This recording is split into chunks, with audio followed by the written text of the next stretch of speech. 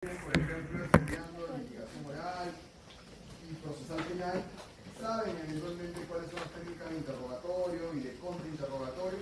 Es exactamente igual. Es exactamente igual, porque la oralidad finalmente no cambia, ¿no? Entonces hay que eventualmente pues, preguntar de manera clara, no preguntando ya con la respuesta incluida en la pregunta, ¿no? La otra parte puede ciertamente responder, hablar con libertad, ¿no? Siempre, por ejemplo, le recomendamos, yo recomiendo, por ejemplo, a mis clientes cuando tienen que hacer una declaración de parte, le digo, no, tranquilo, si no entiendes la pregunta, pide que te la repitan, si no lo sabes, di que no lo sabes, ¿no? Ojo, el interrogatorio no se hace a través del juez, ¿no? No se hace a través del juez, tú preguntas directamente, ¿no? Ahora, claro, en la presencialidad funciona mucho mejor, ciertamente porque hay un espacio de inmediación importante, ¿no? En la virtualidad, lo que me ha pasado a veces es que el abogado le está diciendo qué responder y eso obviamente está prohibido y merece una multa, ¿no? Pero claro, en la virtualidad es más difícil también que eso lo puede identificar el juez o que eventualmente pueda estar leyendo las respuestas que también está prohibido, ¿de acuerdo? Y claro, la presencialidad, eso es mucho más sencillo, ¿no? Cuando tú comienzas a examinar a una persona y le comienzas a hacer preguntas, pues es más fácil hacerlo en la presencialidad que hacerlo, digamos, en una sesión virtual, ¿no? De hecho, digamos, la declaración de parte para mí es uno de los primeros factores más importantes. Si sabes preguntar bien, vas a encontrar rápidamente la verdad, ¿no? Es el equivalente a tomar exámenes orales. O sea, si nos diese la posibilidad de hacerlo, yo tomaría exámenes orales. Sería muy fácil saber si saben o no. Muy fácil, ¿no? Y claro, es la mejor forma de poder, digamos, conocer adecuadamente con qué también están preparados o no. O sea, siendo todo lo contrario, esos exámenes que daban en la pandemia, pues, que recibían el examen en una hora y después tenían tiempo para hacerlo, sería todo lo contrario, digamos, a un buen método de evaluación. El mejor método de evaluación sigue siendo el método de evaluación oral. Y dentro de esos, definitivamente, el método socrático, ¿no? Es el método de preguntas y respuestas, ¿no? Que te permiten ir más o menos profundizando en una determinada situación. ¿Bueno? Entonces, es algo, por ejemplo, que se aplica mucho también en la enseñanza de la teoría del caso. Creo que ha estado de moda eso hace poco. Creo que han venido otras universidades. ¿Ustedes han hecho eso? ¿Talleres de teoría del caso? ¿Cómo aprender derecho con teoría del caso? Es muy interesante. De hecho, hace muchos años se hizo una serie de televisión súper buena sobre un profesor de obligaciones en Harvard, que se llama The Paper Chase, se llama. Es súper buena. Son estudiantes de derecho, o sea, digamos de tercer año mínimo, que están estudiando el curso de contratos en la Universidad de Harvard y cada capítulo es un caso que hay que resolver, es un caso o una temática que hay que resolver en base a casos, ¿no? El profesor solo enseña en base a casos, es súper bueno, lo pueden checar. ¿No? Es una serie de los fines de los 70, antigua, pero muy buena, ¿ya? Incluso se llegó a hacer una película y todo. Pero bueno, esta es la mejor forma de preguntar, directamente, ¿no es cierto? Preguntas claras, concretas, concisas. Si preparas bien tu interrogatorio, te va a ir mucho, ¿no? Ahora, por ejemplo, nuevamente, ¿no? ¿Qué ventajas tiene acá el empleador? ¿No? Dicen la declaración es personalísima, sí, pero el empleador puede ser representado por cualquier apoderado. Entonces, por ejemplo, a mí me pasa mucho que cuando yo veo que han ofrecido la declaración de parte de mi cliente y mi cliente es una persona sumamente irascible, que sé que puede perder los papeles si el abogado de la parte, digamos, contraria lo desestabiliza, ¿de acuerdo? Una buena alternativa podría decirle, oye, dame poder, ¿no? Entonces en la audiencia podemos hacer un juego de roles. Yo puedo ser el apoderado y alguien de mi equipo puede ser el abogado. Pero no es lo mismo que es un apoderado, que es abogado y que además conoce el tema y que es laboralista, a alguien que le van a preguntar cualquier cosa y, digamos, quién sabe si sabrá o no, ¿no? Por ejemplo, temas muy complejos como desnaturalización de contratos, ¿no? Yo le digo a mi cliente, mejor dame poder. Yo veo barco, ¿no? Entonces, claro, me pregunta, ¿no? Y existía una razón, ¿no? Y es permanente, este puesto de trabajo no, ese puesto de trabajo no es permanente, ¿no? Es absolutamente temporal, ¿no? Su celebración se justifica, da la estacionalidad, ¿no? Entonces ya está. Entonces puedes hacerlo. Con el trabajador no pasa eso. El trabajador tiene que declarar eso. Del lado del empleador puedes tener esa posibilidad. ¿No? Si no te preocupes, no vayas tú a declarar, dame poder a mí y lo voy a aclarar. Y yo me pongo de acuerdo, digamos, con alguien de mi equipo y le digo, ya, tú vas a ser el abogado de la audiencia y yo soy el apoderado. ¿No? O viceversa. ¿No? Yo soy el abogado, tú vas a ser el apoderado, ¿qué me vas a preguntar? Acá están las 5 preguntas que te voy a hacer, las 6 preguntas, más o menos ensayamos que vamos a responder, ¿no? Y también a veces cuando hay clientes nuestros que nos dicen, no, yo sí quiero ir a declarar, lo que hacemos es prepararles algunas preguntas que probablemente pueda hacer la otra parte. O sea, no lo sabemos, evidentemente, porque recién en la audiencia lo vas a saber, pero sí podríamos hacer como un ensayo y decirle, oye, mira, te podría preguntar esto, más o menos tendrías que responder en este sentido, ¿no? Pero en ese momento está prohibido leer respuestas, no puede haber un pliego de preguntas, no puedes orientar, digamos, una declaración en uno u otro sentido, ¿no? Y en forma general, como les había dicho, si tú ofreces testigos, ofreces una prueba pericial, ofreces un documento, tú tienes la obligación de llevarlo. O sea, tú tienes la obligación de concurrir con tu testigo a la audiencia, de concurrir con tu perito, de parte, o llevar la documentación que has ofrecido, ¿no? Porque el juez, en realidad, en este sentido, no tiene la obligación de decir, oye, pero es que no ha venido el testigo, vamos a suspender la audiencia hasta que eventualmente llegue el testigo, ¿no? Es más, si tú ya más o menos planteas o piensas que vas a plantear una cuestión probatoria con una tacha o una oposición, tienes que llevar las pruebas de tu tacha o oposición, ¿ya? Claro, ya has tenido tiempo de revisar la demanda y la contestación de la demanda, con lo cual a la audiencia de juzgamiento puedes llegar bien preparado, ¿no? O sea, no tendría, digamos, nada te va a sorprender en ese momento, ¿no? Entonces, finalmente, si es que tú no vas con tus pruebas, después prescinde de ellas y sigue avanzando, ¿ya? Entonces, aquí básicamente depende de quien ofrece el nuevo probatorio el tenerlo claro, ¿ya? Ahora, otro tema importante dentro del proceso laboral tiene que ver también con los sucedáneos de los nuevos probatorios, ¿no? En realidad, básicamente, digamos, al igual que en el proceso civil, tenemos indicios y tenemos presunciones, ¿no? Por ejemplo, ayer hablábamos de una, ¿no? La presunción legal de concurrir, de negarse a someterse al dosaje etílico, ¿no? Es una presunción jure de que estás en estado de edad. Pero también se pueden utilizar eventualmente indicios que le permiten al juez extraer conclusiones, siempre y cuando vengan acompañados siempre con pruebas, ¿no? Por ejemplo, te piden exhibir documentos y tú no los exhibes, ¿no? O sea, por ejemplo, te piden exhibir un contrato de trabajo, boletas de pago, planillas y tú no las llevas. O de repente niegas que exista documentación, pero que es propia de la actividad de la empresa. Oye, exhíbeme las planillas. No existe. ¿Cómo van a existir las planillas, no? Un documento propio de la empresa. Exhíbeme los estados financieros. No, no existen. ¿Cómo no van a existir los estados financieros? ¿No? O eventualmente tú le niegas al juez el acceso al material probatorio. Quiero revisar, por ejemplo, un expediente y no le permites al perito revisarlo, ¿no? Por ejemplo, o quiero revisar los estados financieros y no permites que eso pase. O respondes o declaras de manera evasiva. Ahora, en un momento sí se generó algo, cierto grado de polémica respecto a lo que se llama el principio de presunción de laboralidad reforzada.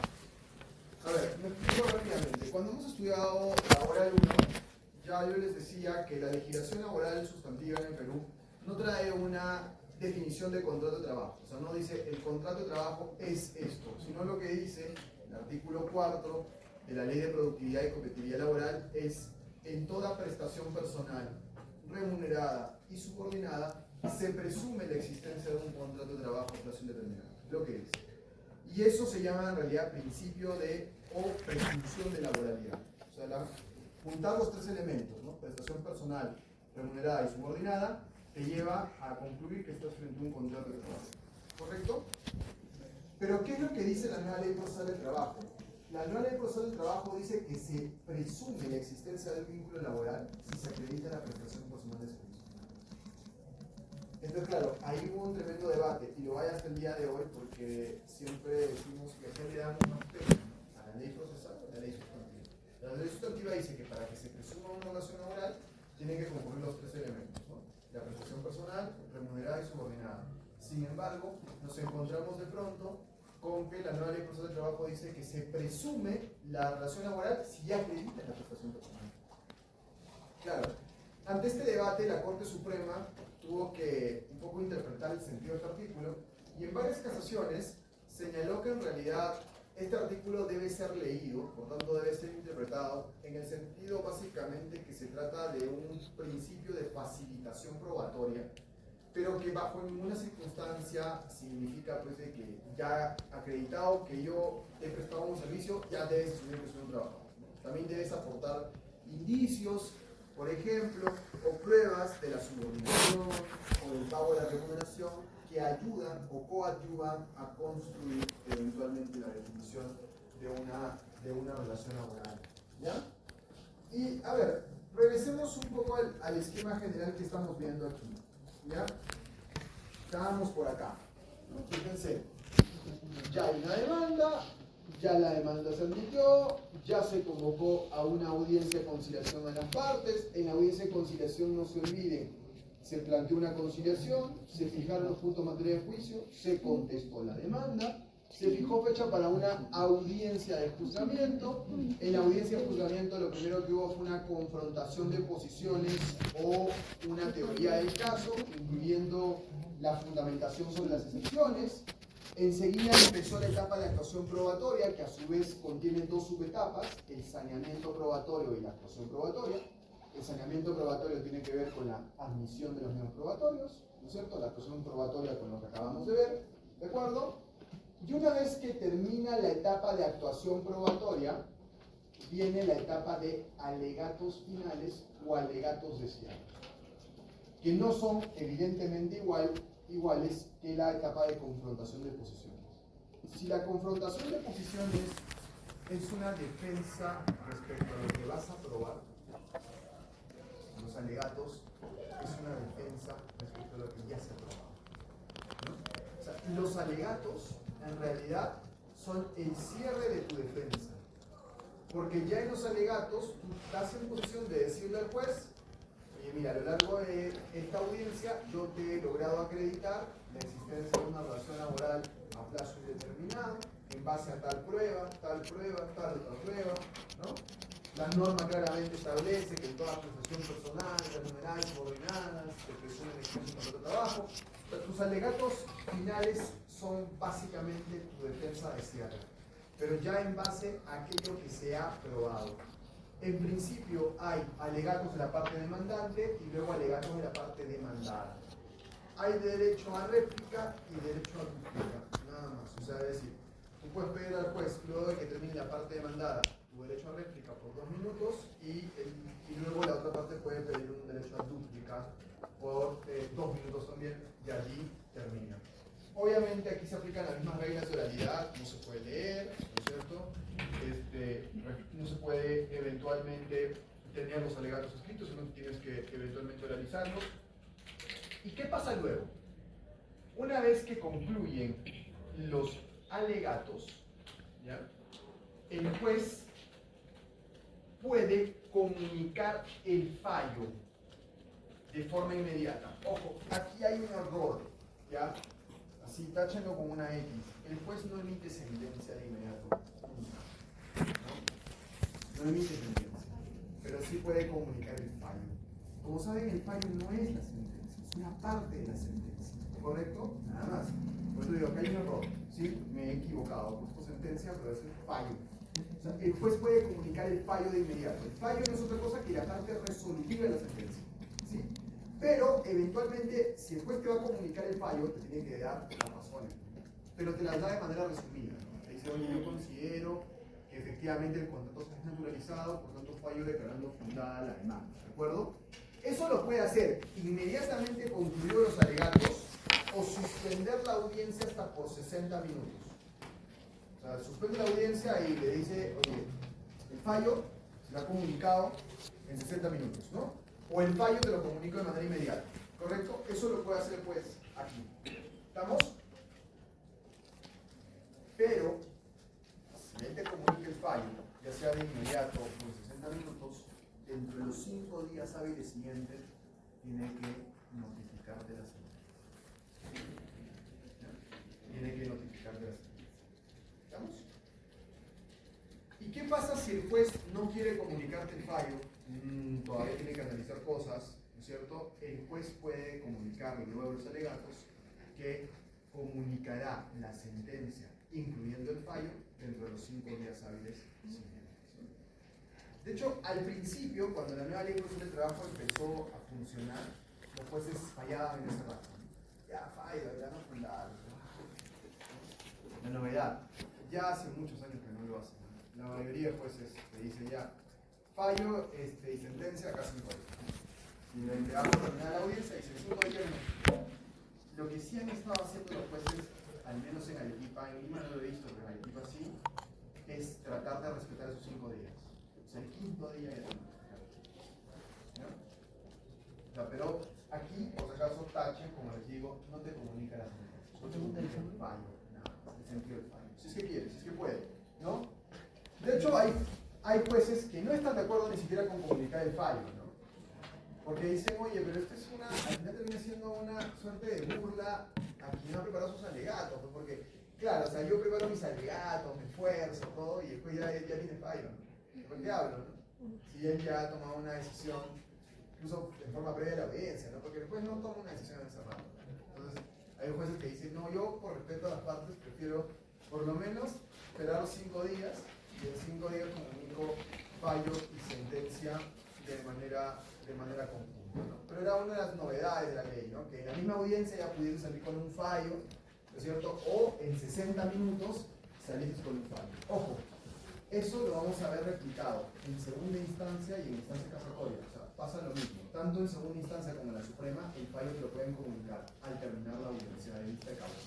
O 60 minutos después, o 5 días. ¿De acuerdo? Eso es básicamente lo que se establece.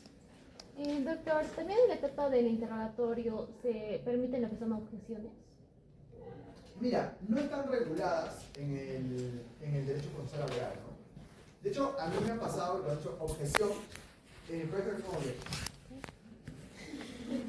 Yo escucha, ¿qué película, no? Sobre el juicio de jurados has visto? O sea, claro, porque es algo mucho del derecho anglosajón, digamos, en realidad, ¿no? Pero creo que lo han ido copiando el modelo procesal penal peruano, ¿no? Claro, pero no está, por ejemplo, específicamente regulado. No sé si en el modelo procesal penal sí está regulado. O sea, entonces si aparece un artículo que dice objeción. En el proceso, por ejemplo, laboral, no.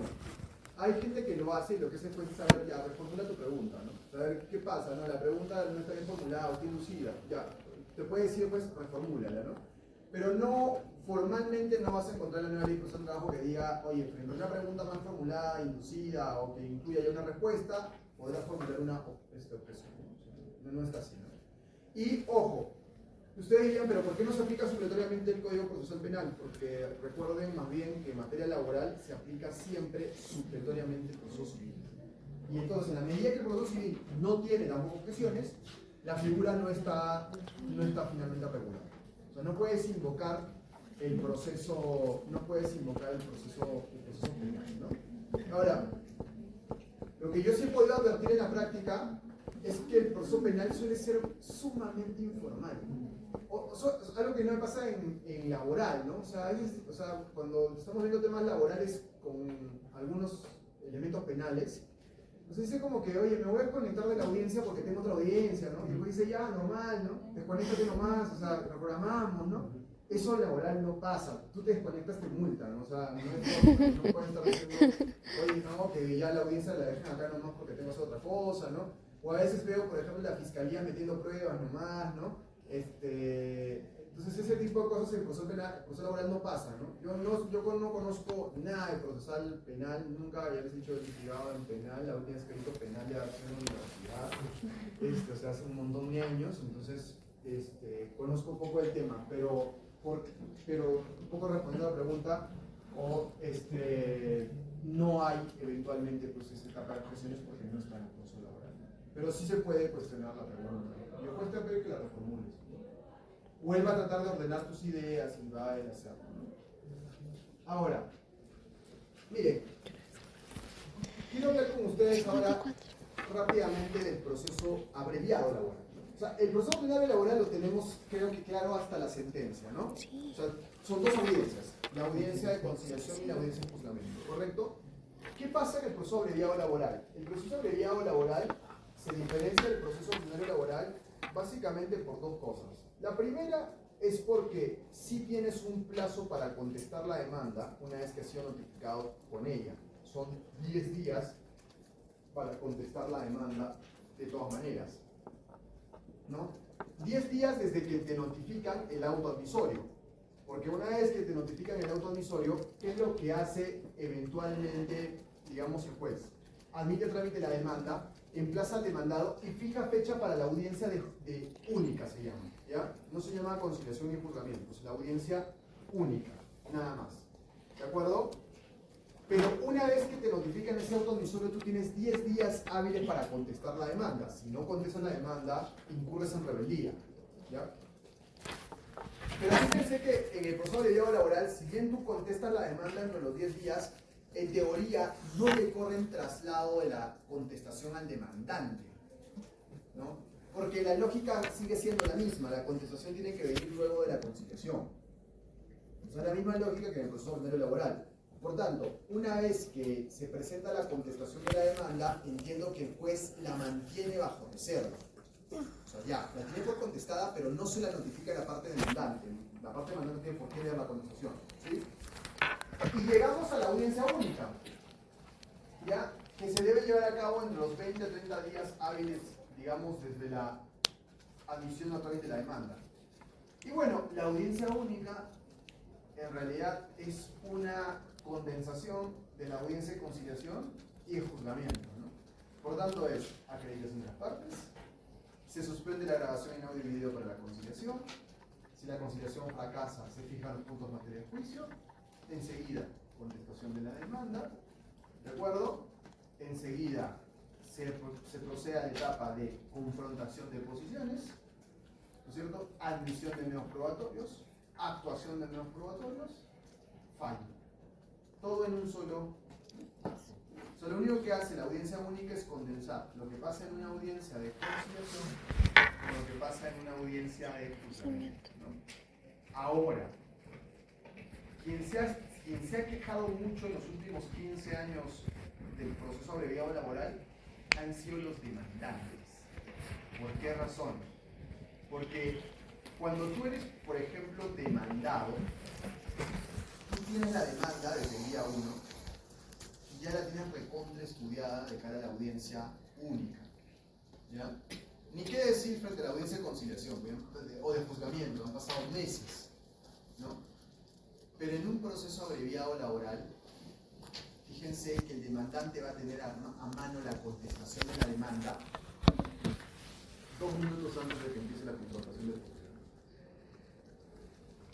O sea, no hay un plazo para que el demandante pueda estudiar la contestación de la demanda a profundidad, ¿no? Dado que se le da la contestación y avanza hasta la etapa de confrontación de posiciones, ¿no? Ese, por ejemplo, para mí es otro fallo garrafal de la nueva ley procesal del trabajo, ¿no? Hoy en día, ¿qué es lo que pasa en la práctica? En el proceso abreviado le dan la contestación a la parte demandante y el juez le dice ya, ¿cuánto necesita para revisarla? Pero no te da más de 10 minutos, ¿no? Es un ratito nomás, ¿no? Claro, tendrías eventualmente que pedir al juez que suspenda la audiencia y probablemente el juez quiera, si quiere accede, si no, no. Pero claro, si quieres estudiar la conciencia, en realidad no tienes mucho tiempo, ¿no? Ahora, claro, por ahí dijeron, oye, ¿y qué pasa si yo quiero plantear una cuestión probatoria sobre un medio probatorio de la parte demandada, pero recién tengo la contestación? Ahí sí, la norma dice, puedes pedir al juez que se suspenda la diligencia hasta 30 días para que tú puedas preparar esa defensa, digamos, ¿no? Pero en realidad, en la práctica lo que ocurre es que te entregan la contestación de la demanda, el abogado le da una revisada rápida y siguen avanzando. Pero sí se ha hablado mucho de la vulneración al derecho de defensa de la parte demandante de cara a los procesos abreviados laborales, sobre todo por esa falta para poder revisarlo. Doctor, entonces, para que vengan los testigos también ya tienen que ir desde ese día. Claro, sobre todo para la cuestión probatoria, ¿no? Ahora, si es para el tema de fondo, claro, bueno, si los testigos son del demandante no hay problema, ya los tendrías que tener ahí listos, ¿no? Y si el testigo son del demandado también los tiene listos, ¿no? O sea, el problema creo que se presenta en dos situaciones. Primero, cuando tú quieres cuestionar defensas de la contestación, no tienes mucho tiempo. A ver, estudiate pues en ese rato una excepción de falta de legitimidad para obrar y absuélvela. Es difícil, ¿no? Y lo otro es que tú quieras plantear una cuestión probatoria pero no tengas las pruebas en ese momento.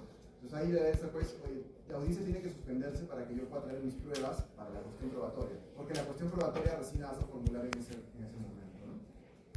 Claro, doctor, en ese caso los jueces podrían aplicar control incluso y de alguna manera aplicar ese artículo en el que le da un plazo mínimo al demandante. Sí, pero yo creo que en realidad no tienen que llevar el control difuso. O sea, creo que dentro de su libertad, digamos, jurisdiccional, pueden hacerlo sin aplicar control difuso, porque aplicar control difuso son palabras mayores. Pues eso implica hacer un análisis ya de fondo, hablar de la contravención de la Constitución y además cualquier decisión de control difuso tiene que ser elevada en consulta, ¿no? Entonces yo creo que el juez no tiene que llegar a eso, o sea, puede tener esa flexibilidad o la ley le da esa flexibilidad para poder hacer ese cambio, ¿no? Pero en realidad no lo hacen tampoco, o sea, el juez dice ya, perfecto, avanzamos, ¿no? Ahora recuerden que ¿quién tiene los procesos abreviados laborales? Quien tiene la mayor cantidad de procesos abreviados laborales ahorita son los jueces de Panetrao. Los jueces de Panetrao. Claro, el especializado tiene procesos abreviados laborales solamente para dos cosas: reposición, como pretensión principal única que ya la vimos, y libertad sindical, negociación colectiva, ¿no? Temas de huelga, qué sé yo. Todo lo demás en el proceso abreviado lo tiene eventualmente el juez digamos, del paz letrado laboral. ¿Estamos ahí? Ya, perfecto. Ahora quiero revisar un poquito también lo que pasa de cara a la sentencia, ¿ya? A ver, primero, el juez en el proceso laboral está limitado bajo los alcances del principio de congruencia procesal por los puntos materia de juicio. ¿Se acuerdan? Los puntos materia de juicio se fijan en la audiencia de conciliación. La audiencia de conciliación es cuando el juez ha dicho, estos son los puntos materia de juicio y sobre esto me voy a pronunciar de cara a la sentencia para asegurar eventualmente el principio de congruencia procesal. Recuerden que el juez nunca puede ir más allá de lo pedido por las partes, ¿de acuerdo? Por tanto, el juez no tiene facultades extrapetitivas. ¿No? El juez laboral no puede. O sea, a ver, por ejemplo, ¿qué pasa si tú demandas pago de horas extras, pago de gratificaciones? Nada más. Pero el juez a lo largo del proceso se da cuenta que tampoco te han depositado las CPS y que no te han dado vacaciones. El juez ciertamente no puede pronunciar sobre eso porque no ha sido juzgado. ¿Ya? O sea, no hay que confundir la irrenunciabilidad de derechos laborales con el hecho de que el juez esté impedido de pronunciarse sobre pretensiones materiales. O sea, el juez no tiene facultades extrapetitivas bajo ninguna circunstancia. ¿Ya? El juez no tiene facultades extrapetitivas. Doctor, y de eso que nos dijo de cuando se demanda por única Posición, claro. Ahí sí. Claro, no es tanto extrapetita, o sea, la Corte Suprema no lo identifica como extrapetita porque considera, al menos en ese caso, que la desnaturalización también está pedida, pero implícitamente, ¿no? Claro, no es un pedido extrapetita. Ahora, cualquier juez normal, común y corriente diría, pero si no me has pedido la desnaturalización, no me voy a pronunciar sobre eso, ¿no? Y claro, por tanto, la demanda va a ser declarada seguramente infundada, ¿no? O improcedente, ¿no? Pero en buena cuenta, el juez solo puede pronunciar sobre el punto de materia de juicio, ¿ya? Sin embargo, en materia laboral, el juez sí tiene facultades ultrapetitas. ¿Qué significa esto? Es decir, ¿qué pasa si has jalado tu fase 3 del curso laboral 1 y liquidas beneficios hasta la paga? Liquidas mal. Y has liquidado mal, ¿no? Ya, el juez tiene, gracias a Dios, facultades correctivas. O sea, el juez puede decir, oye, pero esto está mal liquidado, ¿no? Está mal calculado. Claro, y ese ajuste que hace el juez puede ser a mejor o a peor. O sea, puede ser que tú hayas pedido, no sé, gratificaciones 7.000 soles y el juez dice, no son 7.000 soles, son 7 soles. O puede ser que el juez diga también, no son 7.000, son 14.000. Ahí es donde se aprecia mejor la facultad ultrapetita del juez.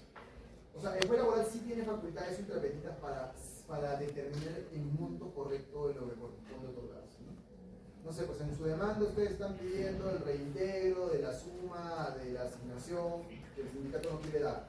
Y ustedes liquidan, no sé, 800 soles. Y el juez dice, no son 800, son 1200. ¿Puede hacerlo? Sí, sin ningún problema. O sea, el juez tiene esa facultad ultrapetita. Lo que no tiene son facultades extrapetitas. O sea, no puede ir nunca más allá de lo pedido por las partes. Claro, si tú estás dentro del plazo para demandar lo otro, lo demandas y ya está. Pero el juez nunca podrá ir más allá de lo pedido por las partes. ¿De acuerdo? Ahora, recuerden que una de las características del proceso laboral es que el juez debe pronunciarse sobre todas las defensas en la sentencia. Por tanto, en las sentencias donde recién resuelve las tachas de oposiciones, en las sentencias donde resuelve las excepciones y en las sentencias donde resuelve el fondo de la controversia. Claro, en orden, ¿no? Primero las excepciones, siempre, porque si resuelve una excepción de manera positiva, o sea, declarándola fundada, va a tener que declarar improcedente la demanda y ahí quedó todo, ¿no? No se va a pronunciar sobre el fondo. Y ya luego, si desestima las excepciones, podrá avanzar sobre las cuestiones probatorias y luego sobre el fondo de la controversia, ¿no? Porque las cuestiones probatorias tienen que ser resueltas en la medida de que se supone que los nuevos probatorios que han sido excluidos por la cuestión probatoria, por la tacha o la oposición, ya no deberían ser tomados en consideración. ¿De acuerdo? Pero ese es el orden que el juez debería seguir. Aquí nuevamente es discutible, porque, a ver, piensen en algo de lo que les decía ayer. O sea, ¿qué ganas hablando, por ejemplo, si le debes o no le debes al trabajador algo, si has planteado una excepción de caducidad, por ejemplo? Ya, digamos que el trabajador ha sido víctima del peor despido del mundo. Le han cerrado la puerta en la cara y le han dicho, te voto porque eres dirigente sindical. ¿Sí? Escúchame bien, porque eres dirigente sindical. Pero claro, tú demandas no a los 30 días hábiles, sino demandas a los 80 días hábiles. Pero tu derecho caducado, ¿no? Entonces, claro, es tan absurdo que tú como demandado te podrías dar el lujo de decir, voy a deducir la excepción de caducidad. Ah, ya, y en el fondo de la controversia, sí, efectivamente, lo he despedido porque es dirigente sindical. Y porque me caen. ¿Qué va a hacer el juez? El juez le tiene que encargar a fundar la excepción, ¿no? Pero ya habrás atravesado toda una etapa de juicio en la que se va a discutir sobre el fondo, ¿no? Se va a discutir, oye, ¿pero despidieron o no despidieron? Y te podrías dar el lujo, estoy exagerando un poco, pero te podrías dar el lujo de decir, sí, lo despedí porque es dirigente sindical. ¿Cuál es el problema? ¿No? Claro, pero al final el juez está atado en manos porque el derecho ya caducó. Por eso la importancia de resolver las excepciones antes de avanzar, cosa que no está pasando actualmente. Pero en ese caso no podría aplicar contra eso. O sea, ¿para qué? Para resolver las excepciones antes. Ah, sí, o sea, es más, yo creo que el juez, nuevamente, si le da el control difuso, podría hacerlo. O sea, el juez podría agarrar y decir, ¿sabes qué? Voy a resolver las excepciones de una vez. Pero no lo hace, ninguno. Ahora, cuando yo les he preguntado por qué, porque dicen, mira, lo que pasa es que si la sala anula mi sentencia, o sea, me puede hacer retroceder hasta la etapa de conciliación y hacerme hacer toda la audiencia de juzgamiento otra vez. Prefiero en todo caso que se anule solo la sentencia. ¿No? Ya yo le he preguntado varias veces a varios jueces, porque les he dicho, ¿por qué no resuelves excepciones evidentes? ¿No? Por ejemplo, una de caducidad. O imagínense una de convenio arbitral. Tú planteas la excepción de convenio arbitral, ¿para qué te vas a gastar 3 horas hablando en un juicio cuando el juez va a tener que decir fundar la excepción de convenio arbitral, vayas al arbitraje? Más bien creas una falsa expectativa, ¿no? La parte demandante defendiéndose, la parte demandada también, sobre algo que no tiene sentido, ¿no? Claro, hay excepciones que pueden ser un poco más complejas, una legitimidad para orar, por ejemplo, de pronto eso sí se puede resolver de cara a la sentencia, pero otras que son evidentes, ¿para qué? ¿No? ¿Para qué transitas por el juicio? Pero jueces se agarran de que tienen que resolver la sentencia. Y yo creo que podrían hacerlo antes sin llegar a aplicar control difuso, pero no lo hacen, ¿no? Es un tema para analizar, ¿eh? Bien interesante, para los que les gusta procesar, es un tema bien interesante, ¿no? O sea, ¿por qué llegaron a eso, no? ¿Por qué decidieron, digamos, avanzar con este tema de que las excepciones se resolvían de cara a la sentencia, ¿no? Para mí es un retroceso a lo que teníamos, por ejemplo, antes del Código Procesal Civil de 1993. Antes era así, en el Código Procesal Civil de 1912 era así. Y era pues la de nulidades que había enorme también, ¿no? Pero bueno. Doctor, pero día a día, cuando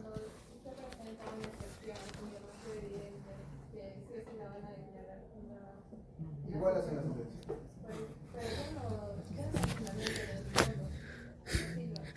Ah, no, sí, sí, claro, sí, hacemos la fundamentación sobre el fondo. Qué horrible. Más bien, lo que a veces hacemos, por ejemplo, para evitar la condena de costas y costos, es si el caso está perdido, yo le digo a mi cliente concilio. Pero si la otra parte no quiere conciliar, le digo allánate. O sea, allánate la. ¿Sabes lo que es el allanamiento, no? Le digo allánate la demanda. Con eso pedimos la exoneración de costas y costos. Le digo, no quiere conciliar, ¿no? Y ya con eso evitas una condena de costas y costos, ¿no? Pero sí, cuando hay una excepción evidente, igual fundamentamos el fondo, ¿no? O de pronto puede ser, en algunos casos, que hagamos una defensa de fondo muy errática, ¿ya? Y todo lo ponemos en excepción. Y ya está, ¿no? Pero claro, nunca vamos a decir que sí, lo es que tiene que desmontar. Es una, digamos, postura exagerada para que entiendan un poco la inutilidad de avanzar al juicio en esos casos, ¿no? ¿Ya? Ahora, siempre el juez tiene que motivar sus resoluciones. Recuerden que tiene una parte positiva, una parte, digamos, de más importante de todas, y una parte resolutiva, ¿no? Donde cada una, evidentemente, las consideraciones tienen que servir para fundamentar la posición del juez. Por eso es que entiendo que todos los jueces pidan argumentación jurídica para no incurrir pues, en falacias, en una motivación aparente, insuficiente, o simplemente en una ausencia de motivación, ¿no? El juez hace una consideración conjunta de los medios probatorios, no tiene que valorarlos todos eventualmente. Lo que sí tiene que hacer es que si hay obligaciones de dar suma de dinero, tiene que liquidar. O sea, él tiene que terminar su sentencia diciendo y que se te pague tanto, ¿sí? O sea, el juez no puede decir, ya, fundar la demanda de indemnización por despido arbitrario y que en ejecución de sentencia se calcule cuánto le paguen. No, el juez tiene que llegar ya a la sentencia con un monto y para eso cuenta con el apoyo del módulo de pericias laborales, ¿no? Que le hace ya el cálculo y el juez ya llega con un cálculo a la sentencia. Ustedes ven sentencias laborales de pago de beneficios sociales o reintegros, todas tienen sus cuadritos de Excel por mes, ya liquidadas, ¿de acuerdo? O sea, sí hay eventualmente eso, ¿no? Y claro, ahí sí también el juez puede decir que los intereses legales, costas y costos serán determinados en la ejecución de sentencia, ¿no? Ahora, ¿por qué no haces un cálculo de intereses en ese momento? Porque los intereses se van a calcular básicamente una vez que la sentencia ha quedado consentida o ejecutoriada. Pues dirá, oye, que se calculen intereses y eventualmente las costas y costos se determinan en ese momento, ¿no? Ahora, ¿qué advierto normalmente en materia laboral? Cuando pierde el empleador, siempre lo condenan a costas. Siempre. Nunca he visto que hayan exonerado a un empleador. Es más, o sea, he visto casos donde el empleador ha perdido, puede tener que pagar 10 soles y después lo ha condenado a 2.000 soles de costos. Un despropósito, ¿no? O sea, has pagado de suma de dinero 12 soles, 17 soles, un reajuste y en costos el juez quiere que pagues 2.000 soles. O sea, los honorarios de la bola aparte demandada, ¿no? Entonces, fíjense que nunca he visto que un juez haya dicho exonero al empleador del pago de costos y costos. Sin embargo, a los trabajadores siempre los exoneran. Siempre. Así hayan perdido porque su demanda era una desgracia, igual los exoneran, ¿no? Es una postura, por ejemplo, que los jueces ya, digamos, tienen interiorizada hace mucho tiempo, ¿no? Ni en las peores demandas donde han perdido los trabajadores, yo alguna vez he visto que habían condenado a costas y costos, ¿no? Nunca. Porque alguna vez un cliente me ha dicho, ¿y ahora qué hacemos? Pues ahí tus honorarios, los honorarios del estudio, ¿quién nos va a pagar? Hemos gastado un montón de plata, todo esto, ¿no? Ahora le digo, mira, a un trabajador nunca lo condenan al pago de costas y costos. O sea, dalo, ya a veces échale tierrita a eso. Pero a un empleador, así pierda por 5 soles o 2 soles, siempre condenan de costas y costos. Siempre. Y hay abogados, justo conversábamos hoy día en la oficina con algunas de las personas de mi equipo, y hemos detectado un abogado que, claro, lo que hace es, en lugar de demandar una pretensión toda junta, la demanda por periodos para cobrar costos por cada periodo que demanda. Espera que termine el primer proceso, vuelve a demandar, vuelve a cobrar costos. Vuelve de otro periodo y a su cliente le parte la demanda entera. O sea, vamos a demandar primero el periodo 2022, luego 22-24 y luego 25. Cuando lo puede hacer de una. Entonces justo decía a uno de mis abogados, pero estamos pidiendo la acumulación de procesos, y me dice, no, lo que pasa, me dice Mauricio, es que está esperando que termine el proceso y se lo termina. Y luego termina no solamente por los costos. Porque ya sabe que los jueces están más o menos 2.000 soles de costos, en promedio, entonces ya se hace 6.000. Cuando en realidad es solo un proceso, ¿no? O sea, es un solo proceso. ¿De qué universidad la de esa? No es la Católica. No es la Católica. Ese es el producto de gente que ha salido no sé si lo puedo decir, pero universidades como la peruana, ¿no? La Andina, Néstor Cáceres, ya, de esos hay unos abogados bien complicados, ¿sabes? Donde el tema ético está siempre en la línea, ¿no? No lo he visto en abogados de la facultad, ¿no? Aunque ya, si les cuento, por ejemplo, en mi experiencia ya de abogado, varias personas de mi promoción de la universidad han estado en la cárcel, por lo menos 3 o 4, ¿no? Temas de corrupción, o sea, las cosas pasan. Sí, he visto compañeros míos salir ahí en la prensa, ¿no? Compañeros de la universidad, ¿no? Esto se habla de la cara. Bueno, nos vemos mañana.